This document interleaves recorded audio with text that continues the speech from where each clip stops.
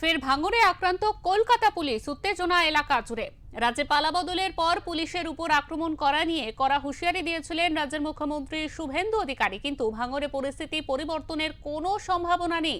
সোমবার রাতে কলকাতা পুলিশের ভাঙড় ডিভিশনের পোলের হাট থানার পুলিশ দুষ্কৃতীদের হাতে আক্রান্ত হয় পোলের হাট এলাকায়। এছাড়াও গত মাসে পূর্ব কলকাতার জলাভূমিতে অবৈধ নির্মাণ রুখতে গিয়ে আক্রান্ত হয়েছিলেন পুলিশ কর্মী থেকে অফিসাররা। কেন বারবার আক্রান্ত হতে হচ্ছে পোলের হাট থানার পুলিশ কর্মীদের, তা নিয়ে প্রশ্ন উঠতে শুরু করেছে।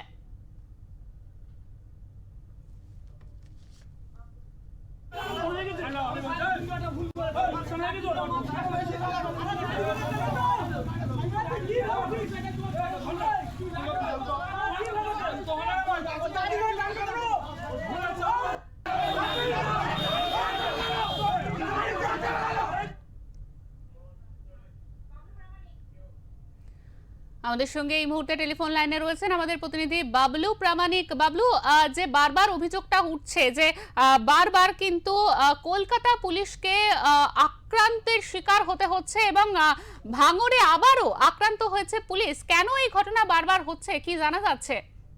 একদম শিল্পা, যেটা তোমাকে জানিয়ে রাখি, ভাঙড়ে আবার কিন্তু আক্রান্ত পুলিশ কর্মী। যেটা বলা যাচ্ছে, রাজ্যের পালাবদলের পর পুলিশের উপর আক্রমণ করা নিয়ে কড়া হুঁশিয়ারি দিয়েছিলেন রাজ্যের মুখ্যমন্ত্রী শুভেন্দু অধিকারী। কিন্তু কেস করে কার কথা, ভাঙড়ে আবার হচ্ছে আক্রান্ত পুলিশ। সোমবার ঘটনাটি ঘটেছে, সোমবার রাতে কলকাতা পুলিশ ভাঙড় ডিভিশনে পোলের হাট পুলিশ আক্রান্ত হন। পোলের থানা এলাকায় গত কয়েক মাসের পূর্বে কলকাতা জলাভূমি অবৈধ নির্মাণ রুখতে গিয়ে আক্রান্ত হয়েছে। যেটা বলা যাচ্ছে যে আমরা বারবার করে কিন্তু অঙ্কা নিউজে দেখিয়েছিলাম যে জলাভূমি আটকিয়ে তারা চলছে অবৈধ নির্মাণ। সেই জলাভূমি যখন পুলিশ প্রশাসন সেই খবরটি টেলিকাস্ট হওয়ার পরে কিন্তু পুলিশ প্রশাসন নড়ে চড়ে বসে।